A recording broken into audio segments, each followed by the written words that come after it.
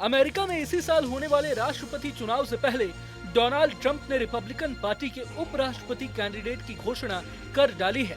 Trump जहां एक और राष्ट्रपति पद की रेस में आधिकारिक रूप से शामिल हो गए हैं, तो वहीं उन्होंने ओहायो के सांसद जेडी वेंस को अपने डिप्टी के तौर पर चुना है।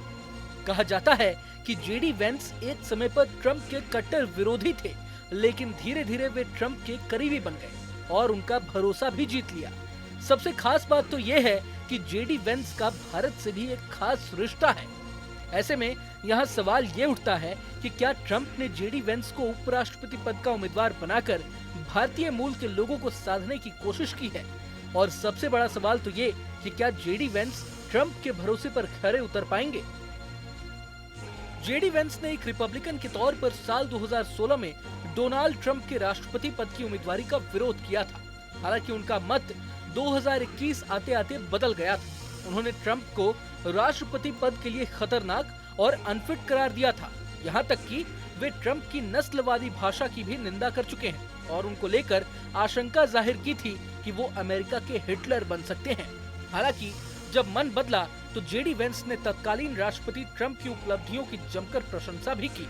यही नहीं, साल 2021 में जेडी वेंस कैपिटल हिल पर ट्रंप के कट्टर समर्थक बनकर उभरे और बिना किसी हिचकिचाहट के लगातार पूर्व राष्ट्रपति के कार्यों और नीतियों का बचाव करते दिखाई दिए।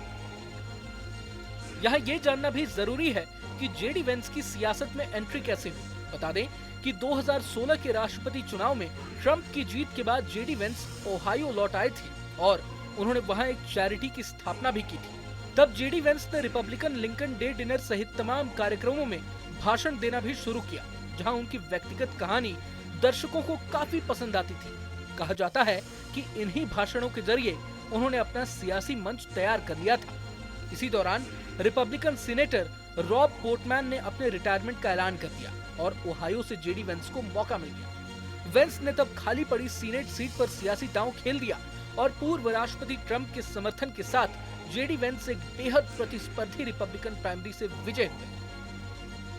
इसके बाद उन्होंने आम चुनाव जीता और ओहायो से अमेरिकी सीनेटर के रूप में अपना स्थान सुरक्षित किया। जेडी वेंस का भारत से क्या रिश्ता है, ये भी जान लेते हैं। दरअसल जेडी वेंस ने भारतीय मूल की वकील उषा चिलुकुरी वेंस से शादी की है। इस लिहाज से हम उन्हें भारत का दामाद भी कह सकते हैं। कहा जाता है कि उषा चिलुकुरी वेंस की सहपाठी थी।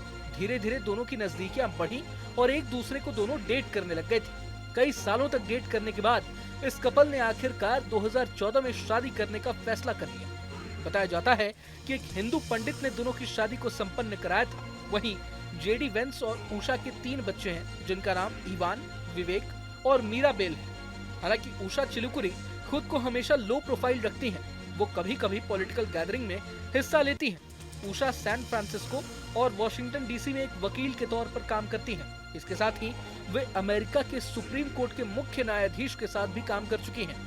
बता दें कि अमेरिका की राजनीति में जेडी वेंस का नाम काफी तेजी से उभरा है। वेंस की उम्र महज 39 साल है। कहा जाता है कि वेंस का बचपन काफी कठिन परिस्थितियों में गुजरा है। इन कठिनाइयों के बावजूद वेंस ने कड़ी मेहनत करते हुए अपने जीवन की पटकथा लिखी।